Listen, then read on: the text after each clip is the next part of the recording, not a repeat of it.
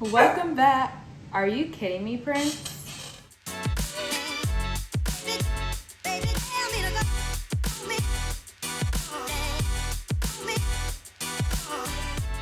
Welcome back, guys. I am like exploding with energy right now because I'm that excited to talk about this movie. It is literally my favorite movie that is out right now, that has come out in the last, I would give it probably the last 3 or 4 years. It's incredible. If I had one word for this film, it's masterpiece.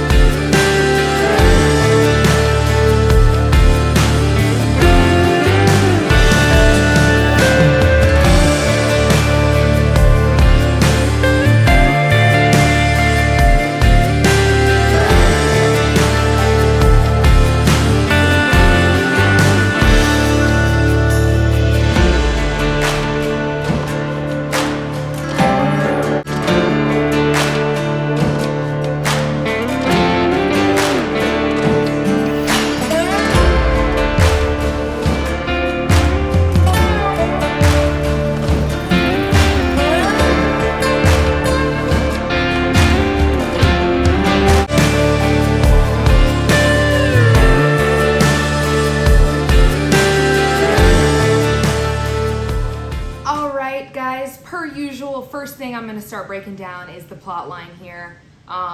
We go on a roller coaster of powerful emotions from the very beginning. I mean, I think it's super helpful to us as an audience to be able to meet our main character, Nat, as a child, and then follow him through to adulthood. It's kind of like a full circle moment by the end because we started so early on in this character's life. And I think that was a great choice. Like, just for the plot line overall and developing the entire story from, I mean, they really went from beginning to end. We've been everywhere with him. We've seen him at his very worst, and we end up seeing him at his very best. And then all the places that fall in between that. But the story is seamlessly sewn together. I mean, even the first time I watched this, I don't think I found myself having many questions. You know, sometimes you watch a movie and the plot isn't totally clear to you. Like, by the end of the movie, you still have a lot of questions left and a lot of things feel unanswered. And I can honestly say for this movie, that's so rare. I have no questions. This movie, whether it's fiction or not, it's put together in a way that feels like it could be a piece of history. It feels like they could be telling a historically accurate story. I think it just adds, in general, to evoking that curiosity from us and just wanting to know more. So, let's get started on one of my favorite categories to talk about, characters.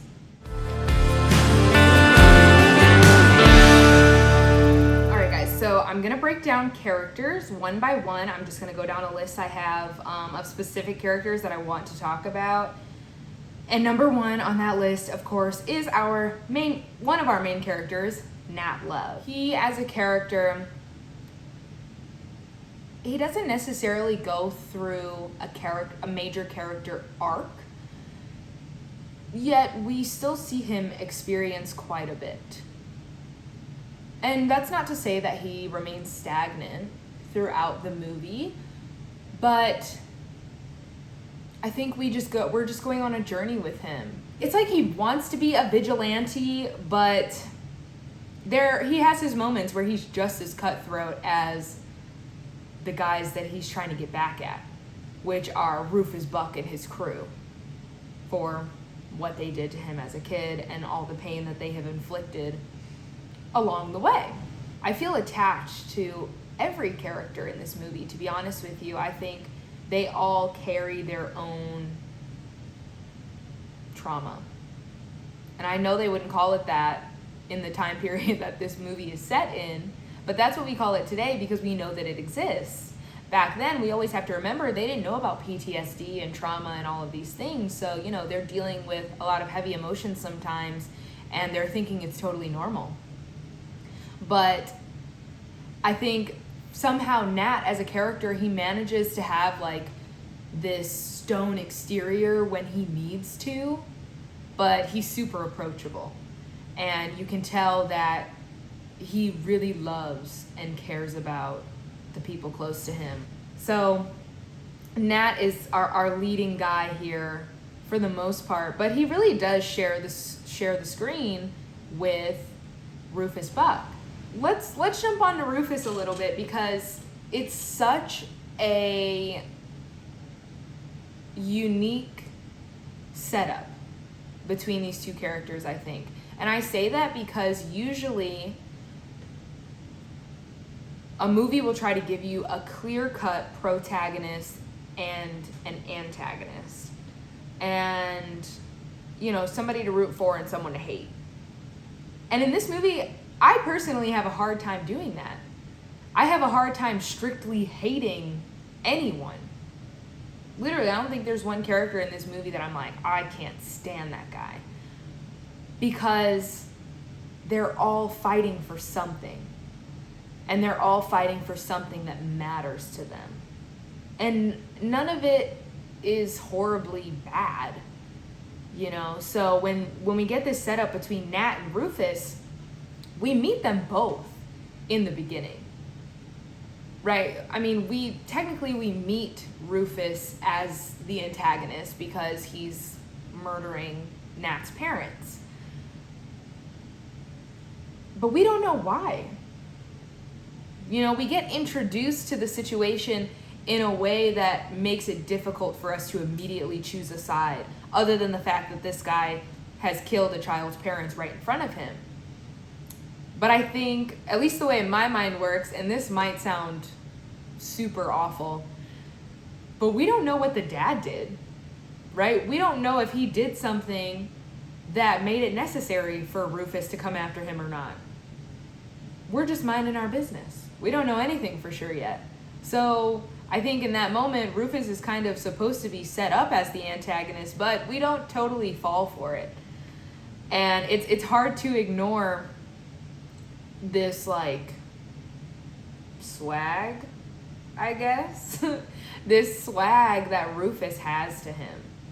He just carries himself a certain way, like he knows he's that guy. I mean, I don't know what it is about characters like this, but I am drawn to them. I am just like, holy shit, he is super cool. And I want to be on his team. With Rufus, we also kind of get the opposite of Nat.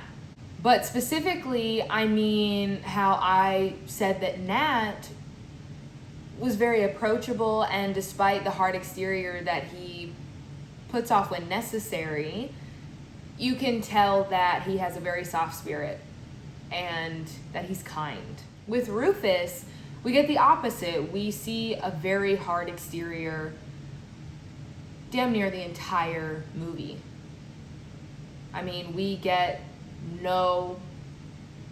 almost no compassion from him until the end. We just see Rufus be extremely vulnerable with someone who has actually meant a lot to him this entire time. But he can't allow that to be seen. He can't let the people know who his main opposition really is to him. He reveals to us that he marked Nat's head just because he wanted to be able to find him later in life and know for a fact that that was his brother. I don't know if he wanted to use that fact to comfort Nat or to hurt him. or a little bit of both. Because I think he did do a little bit of both. And Jonathan Majors does an incredible job of showing that all over his face. The emotion on his face is real. He is in pain, he is in shock, he is confused. Rufus lets Nat know in that moment, you didn't know your father at all, actually. The person that you've hated the most for most of your life is your closest living relative. We've been fighting all this time, and I knew the entire time who you were, and I said nothing.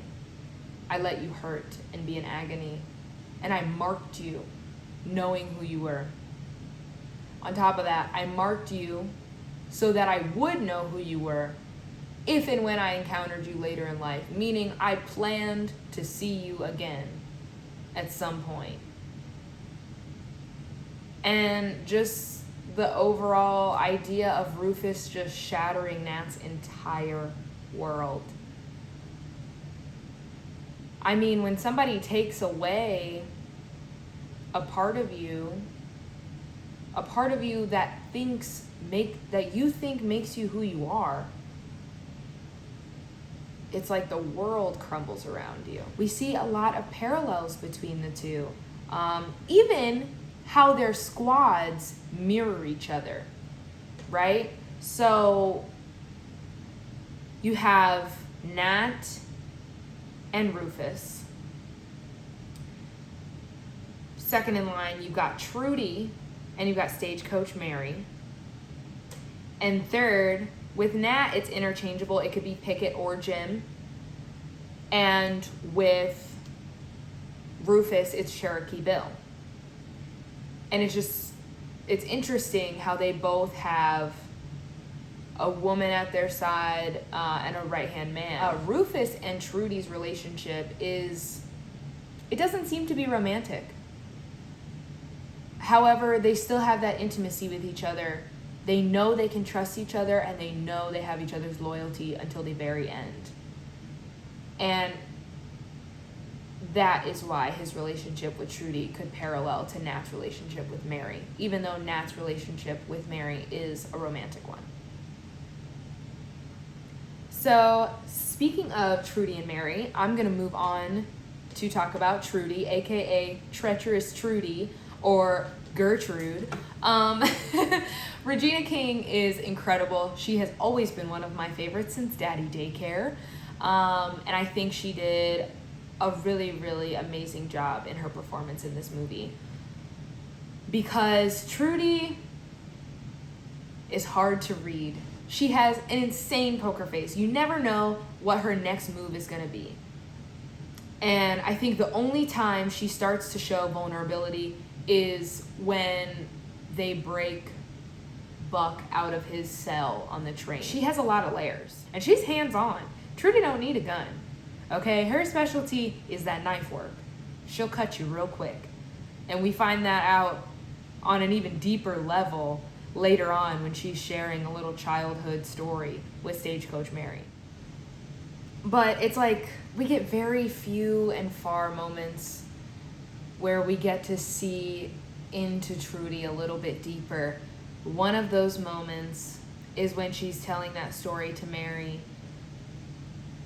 And it's like as soon as we get in a little, she zips it back up very quickly and puts on that don't fuck with me exterior once again. She's portrayed a little bit as a hothead at first because, you know, Cherokee Bill is doing his little countdown thing or whatever. And Trudy's like, fuck it. Like, she's shooting this kid in different limbs to prove a point. Everyone respects Trudy. And if they don't respect her, they damn sure are afraid of her. And that's who she is. She doesn't need you to like her, but you damn sure are going to listen to her and you're going to get the hell out of her way. Next up, we have Stagecoach Mary. Let me tell you something about Stagecoach Mary. This woman is so powerful in so many ways, but mainly when it comes to our main character, Nat. This man is in love with her. We don't even know who Mary is yet. We don't know her significance to the story. We don't know her significance to her relationship with Nat. It's just how impactful that entrance is should tell you, oh, she's that bitch. So even though she's not even walking towards him, he can feel her, if that makes sense. That's what gets communicated to me through this shot. Again, I always say, disclaimer, I don't know if I know anything, but that's how I interpret it. Just that sound of her walking on the floor makes this man stop in his tracks. The way she carries herself as well, the way that she stands, the way that she walks towards you. She holds her shoulders back, her chin up, and she is like, she's just this dainty, like, woman, but she's so strong. She don't need a large body mass to assert her power in the room. Don't let her show you any type of fear. She won't. She may be scared as hell, which we see later on. We do see her in a moment of vulnerability where she is a little afraid. Maybe not for herself totally, but she's afraid for Nat when they're beating up on him, when they've taken him in. She doesn't show it. We get to see little like details in her face of her wincing and flinching sometimes when he gets hit, but she, very similar to Trudy, she never shows her weakness. I think she doesn't mean to show that a weakness of hers is Nat and her love for him, because everybody knows that that's a weakness for them both. But she don't play. You know, they really accentuate her eyes in that moment. They're getting watery and they're just connecting with him. She is saying everything that she needs to say to him with one look and the words of the song. And that's powerful to me. To say exactly what you need to say without speaking a word, that's power. And also she's beautiful. I feel like every character in this movie is beautiful.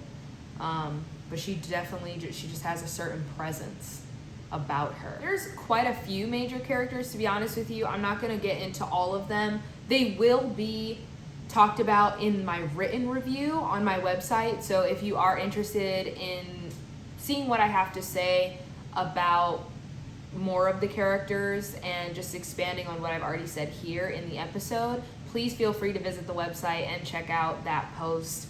I just try to keep these videos on the briefer side, so I don't want to break all of them down, even though I definitely would enjoy that probably. That being said, it's time to move on to our next category, my favorite to talk about, shot composition. And for this movie, I'm going to throw in symbolism.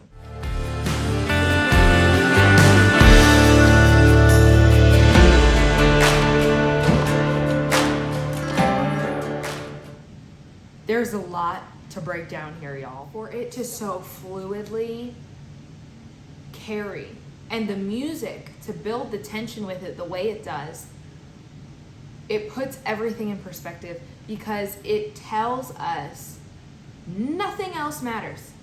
None of this other stuff, nobody in the town, none of these buildings, which is what Rufus is fighting for, is his town, Redwood. That's what he's been fighting for the whole time. Is it? Because in this shot, we're being told my only focus is you.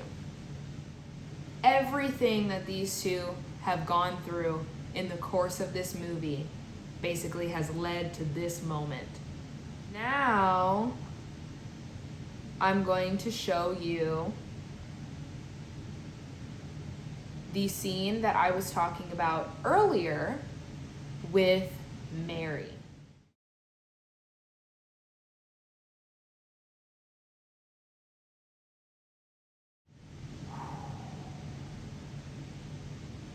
Y'all, That scene gives me chills, like, on the whole body. Because let's just talk about how it starts, right? Nat's mid-conversation with Cuffy. Totally invested. The slightest sound of the butt of her gun hitting the floor draws Nat's attention instantly. And we just see boom, boom, with the sound of her gun hitting the floor. And it's just moving in on his face, like, almost like she's closing in type of thing. Who is she? That's why I was asking the first time I watched it. I was like, oh, she's important. Like, she is, like I said before, she's that bitch. And the second she makes eye contact with Nat across the room, confusion. And this is what I was talking about earlier. She communicates her emotions without saying anything. In terms of the sound contributing to that tension, she speeds it up, right? She's like, she sees him, and it's the end of the verse for the song. She's like, come again. And they speed up, they go quicker. And it's almost like I feel like I can feel her heart racing while she's looking him dead in the eye, while she's performing. And it's like there's something pulling her to him to be like, oh, you just wait until I can get over there, because I'm coming to you. We're not totally sure what their relationship is still. We still don't know until they kiss. We don't know if they are friends or enemies. But I do think it's really cool. I really enjoy that aspect of not immediately knowing what their relationship is. But we know that there's a chemistry and there's history there. There's a lot of history there, and we can feel it by the way her tone shifts the second she sees him.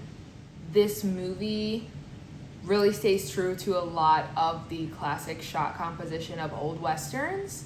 In a lot of old westerns, there's a lot of introductions by feet or hands or draw movements.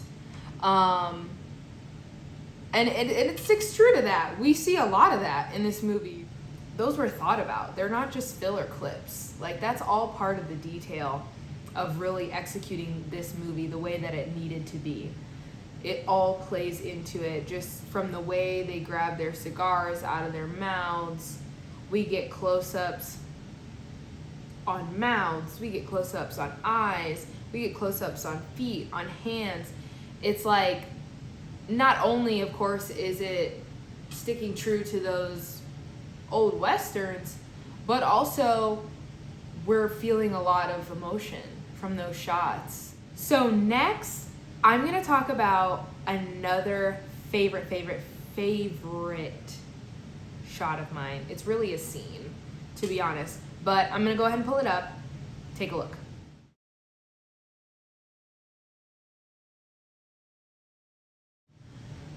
Whew. So that scene is like really heavy, I think. I think there's a lot going on there. It's incredibly emotional if you really listen to the words. You know, Friday ships aren't returning. This was a tactic to get us to visually go on the journey through the saloon with Stagecoach Mary, because not only is this a moment where she's being led back to address Rufus Buck, which that in itself is a very scary experience, but we have to remember Stagecoach Mary owns a saloon as well. And what I'm reading from what she's giving me as a character is that she may not want to show it, but she's a little intimidated by this place. I mean, this saloon is top tier. It reminds us that these super upscale, nice places did still exist in this time. There were still super nice spots to go visit, and 5-star spots and 1-star spots. And I think in this moment, Mary's feeling a little bit like a 1-star spot, because she's looking around just as she's moseying through the saloon. She's just looking everywhere. Like, if you really watch the scene, she is just, like I said, she's always observing. She doesn't always need to say much, but you can tell that Mary observes, she takes in everything. She's like a sponge. I found the blue woman incredibly visually pleasing. I won't lie to you, the first time I watched the movie, I didn't like it. I thought it was weird and awkward, and I was like, why is this happening? I'm not vibing with it. But the next couple times watching it, I enjoyed it. I think it just added a moving, visually vibrant aspect to the screen. And she's super like enticing to watch. She pulls you in. I mean, she's just pulling you deeper and deeper into the experience. We're gonna shift a little bit into some symbolism now, but it's still gonna play into the shots because a lot of symbolism is shown through the visual storytelling. So we're gonna stick with this category. But the first thing I'm gonna talk about is comparisons. So the first direct comparison that I could talk about is between Mary and Trudy in a very specific scene.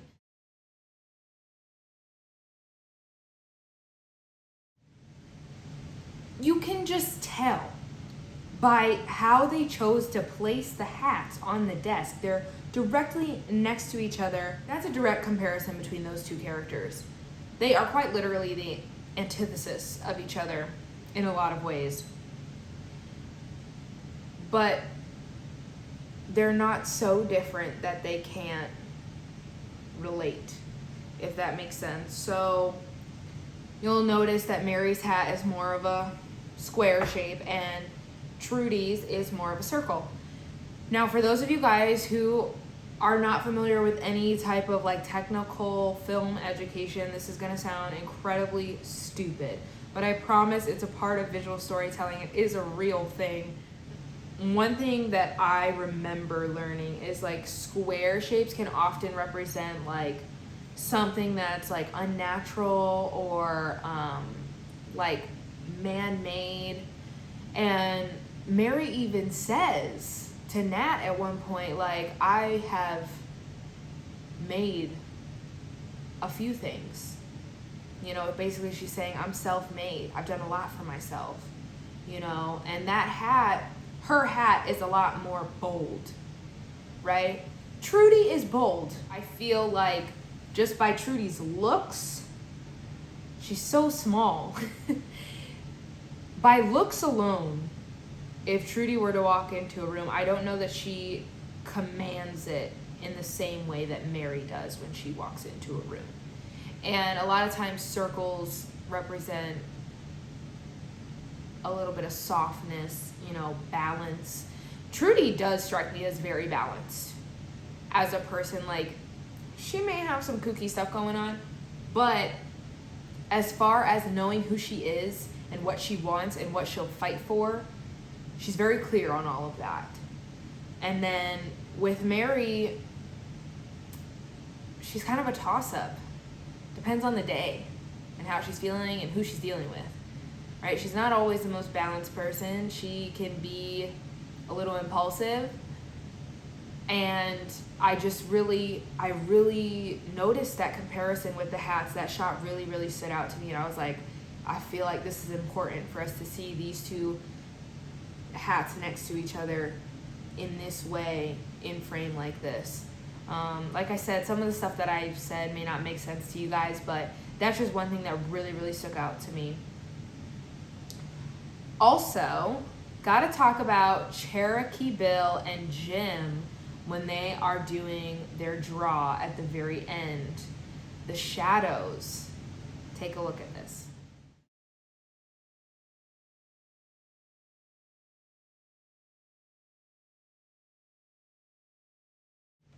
So in this shot, we obviously see Cherokee Bill and Jim from an aerial view, right?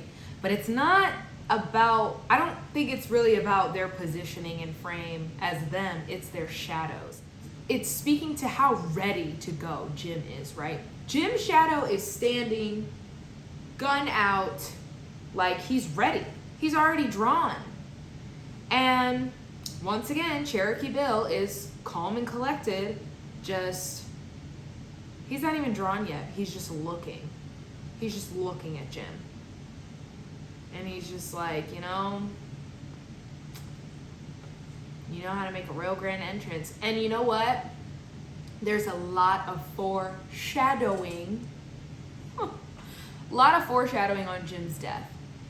Several times throughout the movie, Jim has been warned about getting himself killed.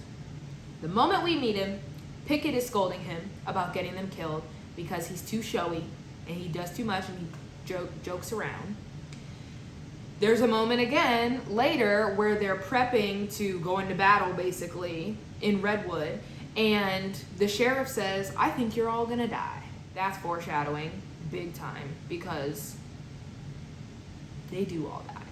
Well, Pickett and Jim. You have where Jim is messing with his guns and stuff at night around the fire, and Cuffy basically challenges him, and she's like, I'm faster. Shiny shit gets shot. You know, she's telling him, you could show off and do all this showy shit all you want, but all it comes down to is who's quicker. Cherokee Bill's not about that. He's very much, I stay in my place, I know where I'm needed, and I keep quiet. It all came to fruition for Jim because his showiness in the end did get him in trouble. He took too long for the countdown. He was too theatrical. And Cherokee Bill was like, you know, I'm really over this. Pew pew. We have several comparisons between Nat and Rufus throughout the movie. However, again, the one I'm going to touch on is in the very, very end, because it truly is a full circle moment. When Nat kills Rufus and he's lying there on the floor, Nat gestures across into Rufus's forehead. Same way that Rufus cut the cross into Nat's forehead when he was just a kid. He does it back to Rufus now, and I think, one, the fact that Nat doesn't use a blade, he doesn't cut it, that speaks to that symbolism of how Nat is, yes, they're brothers and they're alike in a lot of ways, but they're also different in a lot of ways. Nat, like I said before, he's a lot softer, a lot more compassionate than his brother Rufus, or at least he presents that way. And Nat shows mercy. Like, the roles are reversed now. Nat's not a kid anymore. And he set out on a mission, and he accomplished it. It took him a while, and it took a lot of work and a lot of pain, but he got there. He's an outlaw to the outlaws, and he doesn't cut it back in Rufus's head. He just does it. I think it's for himself, but I also think it's that compassion coming through and being like, God rest your soul. R.I.P. Rufus. It really does bring us back to the beginning. Because when you have a full circle moment like that in a movie like this, where you have followed that character from that backstory from the time they were a child, and then you see them accomplish that long awaited goal, it's powerful. It's like, damn. Another thing to talk about for shot composition / symbolism, the moment that we get where Cuffy and Nat go to rob the Mayville bank. Yo, first of all, can we just talk about how they were like, that's a white town, and obviously you assume they're talking about race. They are. But when we get to this white town, everything is actually white. The buildings, the horses, everything. Everything is white. One thing I noticed when they go into the bank, and before Cuffy even does anything, even says anything about robbing the bank, we see her from behind the bars of where the cashier is standing. And it's like, she's a black woman in this all-white town. Automatic imprisonment. Imprisonment in your own head. Cuffy is imprisoned by simply being there. Right? I mean, I couldn't look past that. I was like, that has to be what they were going for there. It's so blatant.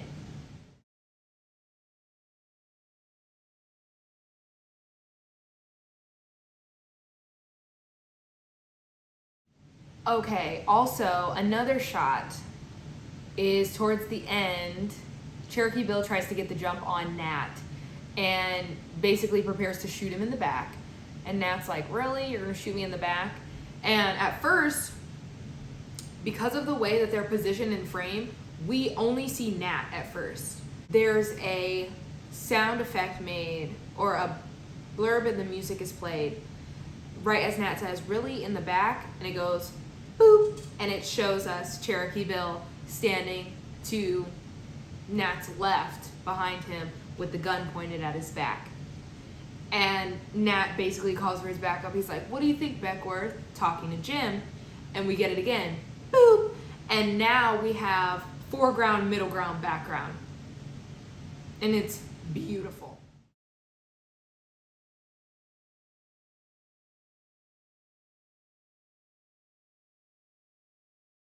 The three of them are perfectly layered in the frame.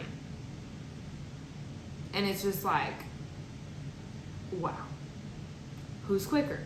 But that was a beautiful, beautiful composition. There is a lot of symbolism throughout the film with the cross. Now, I'll be honest with you guys, I don't know my Bible stories as well as my mother would probably like me to, but I have a strong feeling that this movie could be related to a Bible story or two. Just a hunch. Let's move on to the sets and locations. So this one's gonna be pretty quick. I just wanted to talk about how accurate I feel like the set design was and how much work very clearly went into building these towns and the saloons. The set design is super prominent in this movie, and to be completely honest, it wouldn't work without it. I mean, how are you gonna do a Western without a saloon? Or a Western town with all the buildings up and down the side and 3 stories, 2 stories, balconies. And I just think it was done so well from the structure of the buildings and where the balconies were to the rooftops to the colors. I mean, the colors in this movie are incredible. So many props to whoever did the color correct on this movie. It is so unbelievably vibrant and beautiful. I feel like Westerns, classic Westerns, were pretty muted as far as like the sepia, orangey, reddish, yellow tones. This movie brings in a lot of color, and it really adds to it, actually. I think all the colors really keep you stimulated visually the entire time. And that's important because you say Western to somebody nowadays, immediate boredom. Can't say that. I like Westerns. They're really fun. But yeah, the set design for this, down to the littlest details. I mean, even when they set up their camp, they have like an old, super old style, I don't want to call it a carriage. It's not a carriage, but it like has all their camping supplies on it, and I guess an old style trailer. It wouldn't be called a trailer back then, but you know what I mean, a wagon. Even down to that stuff, everything was incredibly accurate. And it's so crazy because the set design, I feel like, created this tone of, yes, we're in the, what is it, the 1800s. I think a lot of times we drown out historic happenings in the black and white and the sepia and the grays. So when we see things in color, especially so vibrant like that, sometimes we forget that we're in a different time period. So yeah, just a big shout out to set design, because It was absolutely incredible, incredibly visually stimulating, incredibly accurate to the time period. Moving on, speaking of design, we're going to do something a little different right now. I have a guest here, a good friend of mine. I have brought her on the show today to actually speak to the costume design of The Harder They Fall, and how it contributes to the film or takes away from it. In her opinion, what she thinks worked or maybe what could have been done better from her perspective. So we are going to switch over to that space, and I'll be right back. Costume design with Carly.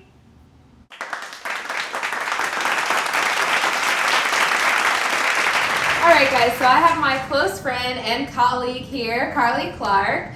She is a wardrobe stylist and fashion influencer, and I brought her here to talk about the wardrobe design for The Harder They Fall. So, first thing I want to ask you is how you felt about the movie just as a whole. Like, how do you like it? Do you hate it? Yeah, I loved it. Really? Yeah, no, I loved it. I think it was a stunning film. I thought the colors were wonderful. The cinematography was good. It wasn't like too in depth. It was just like, the story, and you liked it or you didn't like it, and I loved it. I've always wanted to see a black cowboy movie though, like just like shoot 'em up. Right. And I'm always like, just a Western look. I don't know, like the vibe is always like there. It feels good. It's always like, good American type stuff. Like, I don't know. It's like usually it's most of the time there's like a heavy plot going on, but it's real lighthearted because it's a Western. So there's always that aspect. Like, and that's what this feels like. Like there's real heavy shit happening in the movie. But it's very like... Yeah. It's very smooth. We're gonna be good. Yes. So in your opinion, what did you think overall of the wardrobe design here? How did it contribute to the story or take away from the story? It almost stole the show, because, wardrobe looked really good. Like, all the characters really kind of, just stood out in their own, little way. How would you compare the wardrobe for Trudy versus Mary? Because they're both very powerful female leads, and they both assert a lot of respect, but that distinction between them is very different. You see, Trudy in a lot of blues, I feel like, and Mary in a lot of reds. What do you feel like that says about them as characters? It just looks so good and so stunning together. I feel like Trudy's wardrobe kind of gave off a really authoritative sense. You knew she was, straightforward, nothing to play with. She's gonna be strong and upfront and blunt with it, just from her demeanor, her character, and her dress. Yeah. That first scene when she's on that horse, train's coming to her, that jacket in the wind, that trail, that long coat looked really good. I think Mary has that, pretty cranberry red corset and skirt at the beginning. Those boots were kind of badass too. Everything about that little scene was really badass. Nice big fro. And then she's, coming to rescue her man in her little cute skirt. Right. She's got this tight little fitted vest on and her jacket, and she's got her top hat on. The top hat. The top hat is everything. With the top hat. That was from what I read, was scripted. So they made sure that Mary had the top hat and Trudy had the bowler. I don't know why I love those hats so much too. Just the fact that they were in there and they're so opposite. That was perfect to me. Yeah, it's perfect to me. And stuff like that. It's purposeful. It showed how much they were. It's almost like they were destined to clash some type of way. That's 100%. I think what was the goal of doing that, especially if you think about a shot I talked about earlier Yeah, it came across. was like when Trudy is telling the story to Mary, when she's like holding her in the room, she's cutting the apple. And that green ass beautiful apple with that beautiful blue, like all that, those colors, like I feel like they did just a fantastic job of making like the environment around the wardrobe look fantastic. Like the wardrobe and the environment look fantastic together. Yes. Like, they played off of each other for sure. It really did, because that scene, like I remember her, like even the blade like had like this like beautiful brown hue, and she's cutting this, like she's got this brown hue on the blade. She's got the blade that's beautiful and silver, like shiny, and this nice green apple. Like these colors just look so great together. Every scene just looks so stunning. It's just precise. It looks so like stunning. Like detail. It was so well thought out. Very well thought out. If you remember, there's a shot of both hats sitting right next to each other while they're talking. Yes. And that, like, that shot stands out so much because it doesn't get more clear than that. It's like, if you don't realize that these two are complete opposites by now, then there's nothing more we can show you. By nature, because like you were saying, even like the contrasting and the fits, like Trudy is very like very tailored, very simple, very polished. Yes. You know, very pristine. Even though she's like a badass, she's still like very pristine with her dress. And when she wipes her knife on people's clothes, just very nice, very elegant, simple, straight to the point. But you have Mary, who's like, it's all very like rough and rugged almost. Like she's not totally put together, but she's there. It's very, you know, feminine in a way as well. And she's got this big ass like corset on. But it's like still powerful. It's not like she's just a woman or anything. You got this big like ass she's gun like, too. I don't give a fuck about the rules. Yeah. I do what I want and I do what I want. This big ass gun too. I wish you would say something to her in her saloon. She's trying to. Let me ask you a question. Because there's so many mixed reviews on this woman. She's no name, no lines. Let's talk about this blue woman. The blue woman. Let's talk about her because she that was whole stunning. thing. She was stunning. Stunning. And everything. Yeah, she was stunning. Like I feel like again the colors in that whole scene is just beautiful. The way they follow her around the whole saloon, you get to see the whole saloon.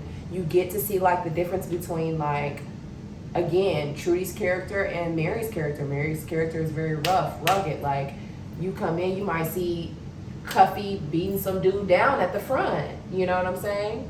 And exactly. In Trudy's, you have a blue painted woman dancing around. You through this. It's beautiful how whoever made the decision of having Mary being guided through the saloon by this woman, just as an excuse to give us as the audience and Mary a chance to see the entire saloon. Because we have this moment here with her where you can tell Mary's a little bit intimidated. She's like, well, goddamn. Yeah. Like she is looking at and I feel like that was like a definite like purposeful moment, because like it shows like who Trudy is. Like, I want you to see what I have. Like, come on into my saloon. Like even at the end she's like, don't forget whose name is on the door. Like she's telling you, this is my saloon. This is my shit. And this is how we roll in here. And it's gorgeous, baby. They gave us a look.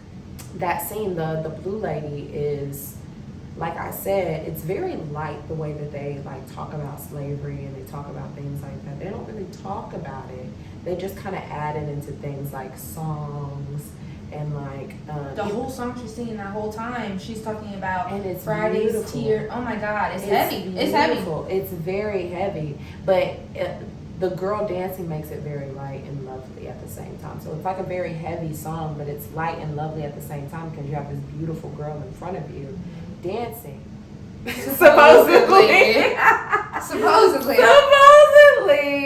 She's supposed to like mean like the sea or whatever. That's what I thought. And see, I wasn't sure about my assumption on that, so I didn't speak on it. Yeah. But she is singing about the ships and that journey. So for her, for that woman to be blue like that, she's the sea. And taking Mary through and these sea of people. Yeah, and look to how get like to she's Rufus. dancing as well. It's very like fluid. It's nothing like, you know, no like sharp motions. Everything's very like, you know, even at like the water. end, she presents, like I mentioned earlier, she presents Rufus like a prize. Yes. Like she moves out of frame so that you can see, here he is. Yeah. Like this is where you were trying to go, Yeah. and I just took you to him. Good luck. And then it's not a coincidence that she's thinking about slaves being captured and taken across sea, and this blue woman is guiding her through the sea of people to Rufus, and Mary's taken captive by him at the other side of the sea. It's you get on my nerves.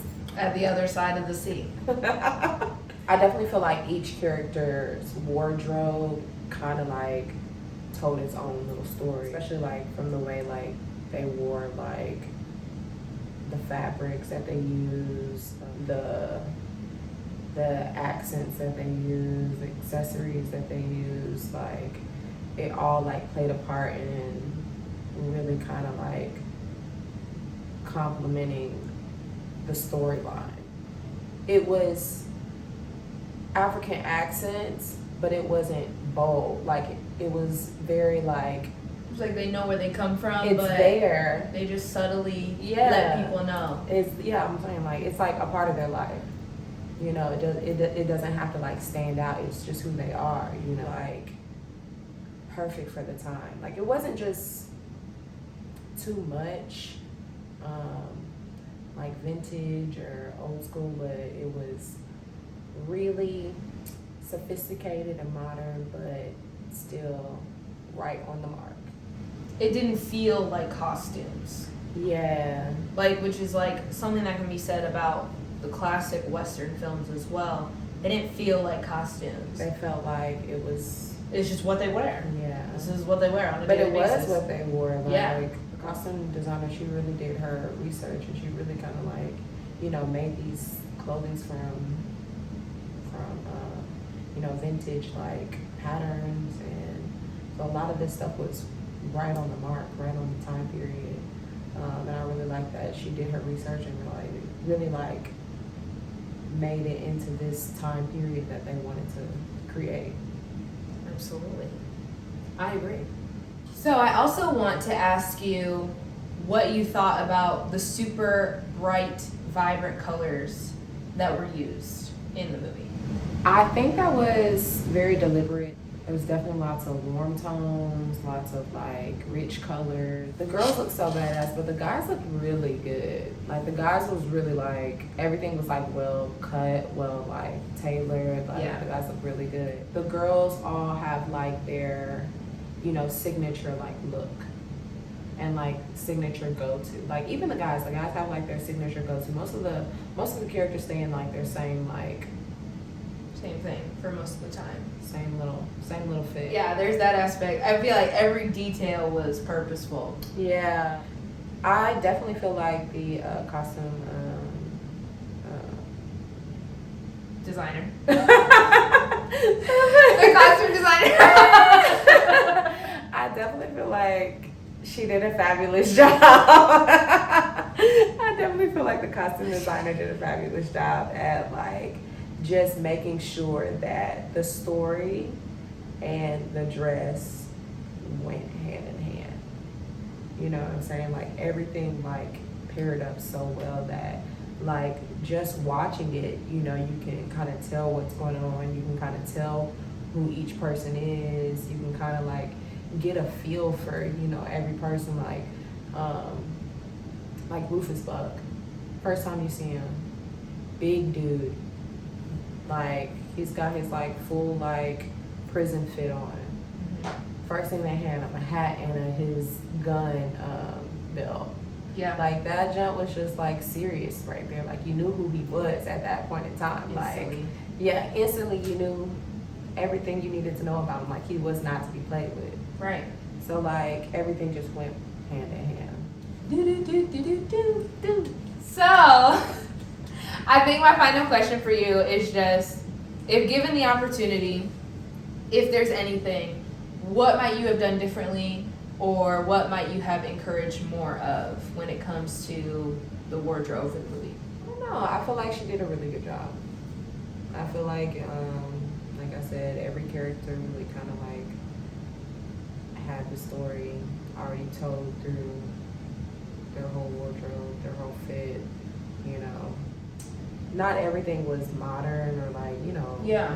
a lot of that stuff was like, you know, handcrafted, handmade there during the filming process. Yeah. You know, Specifically for this. Not only that, like, they use a lot of fabrics in that region too, because it's during COVID. Like, Mhm. you know, it's hard to source a lot of things, so they're using the fabrics that are in that the are available. area. Right. So like, it's just it really did a good job like at conveying the message. That poncho at the beginning, you remember that, the black one? Oh, when he's waiting in the church for Yes, the priest. looked good. Yeah. Looked good. That whole scene was very Tarantino. It Kill did. Bill. It really Like, was. I felt was the like, same boom, moment. boom, Yeah. boom. Yeah. And, yeah. Yeah. That was- whole. I feel like that scene gets forgotten about Yeah, too. no, I remember that. Straight forget about that No, scene. I remember that because it looked good. Even like the guy, the scorpion dude, like his little jacket, Mhm. like it kind of played a role in everything. Rufus and his like nice His little velvet. Oh god. Yo, when he pulled out the velvet, Yeah. he said, "How do I look?" Yeah. And it was kind of like disheveled and kind of like not like so like put together. Like all of that, like really like.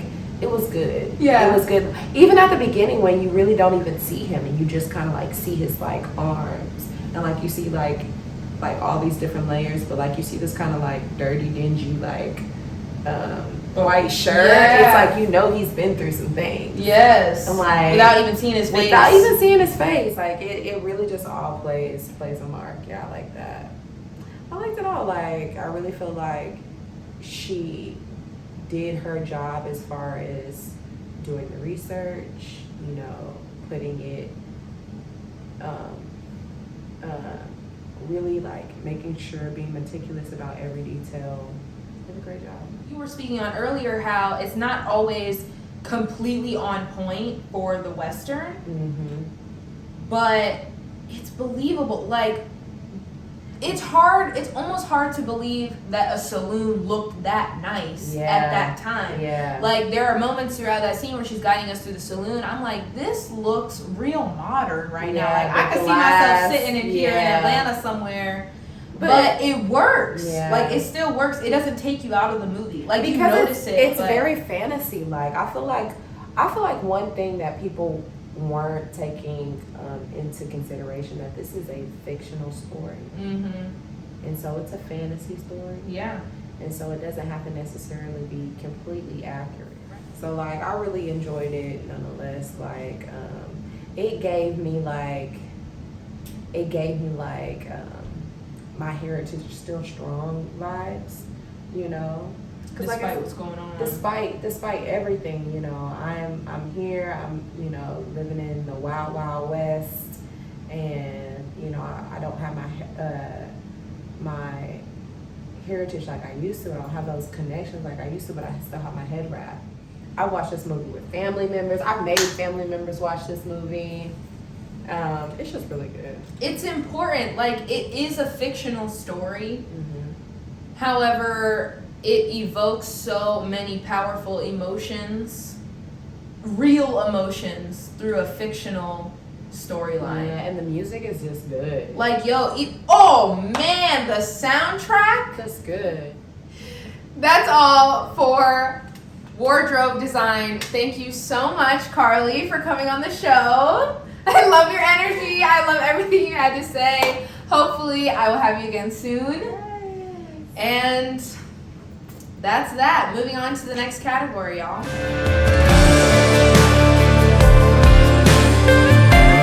So what separates The Harder They Fall from those classic Western films is just the energy. It is so eccentric and bright, and it really mixes it up with the soundtrack. I mean, I can't express to you guys how important the soundtrack is to this movie.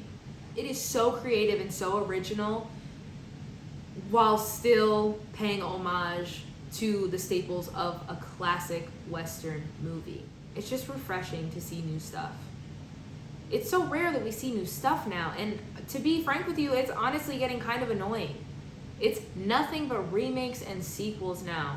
20-year later sequels, like, come on. Do something else, please. And for me, that's why it was so exciting when this came out. Thank you, James Samuel. Beautiful, beautiful work. I would definitely venture to say that there are some very Tarantino-esque qualities about this movie. This film definitely could be compared to a lot of stuff. I mean, you've got, what did I write here? So, like, obviously it's a Western. So Tarantino's ventured into Westerns before. He did Django Unchained and The Hateful Eight. So you have those, but then also, like, you've got the gang aspect. But one thing that really caught my attention that made me even think of Tarantino was, like, the Kill Bill vibes is what I called them, because of the gore, right? You have, like, you have moments where there's blood gushing and squirting everywhere, and hand-to-hand combat, and the whole revenge plot thing is like a super well-known, like, Tarantino staple. And I will say confidently, James Samuel really brought back the genre with this movie. I feel like he gave a gateway to make Westerns a thing again. Just make them modern Westerns. Make them stories that people can care about and be interested in, and use colors that visually stimulate your audience. He set the tone. He set the tone with this movie, and I hope that he does more with it. If not, I hope that people take inspiration from this movie and, like, put their own twist on a Western and put out another new thing, because it's just a super nostalgic experience, and it's so fun to watch. Maybe I'm being naive, not calling out any negatives or flaws. That's fine, because literally I did this episode to praise this movie. 100% praise from me. This movie is my first 10 out of 10. 10 out of 10. This is my first 10 out of 10 that I'm giving on this platform, Modern Movie Review, for The Harder They Fall, directed by James Samuel. Yeah, it deserves it. 100% deserves it. Make sure you keep coming back. I love doing this. I hope you enjoy these episodes. And don't forget to check out my written reviews on my website, newgenesis.me. Until next time, I hope you go watch a movie and think a little beyond the screen for me. See you then, guys.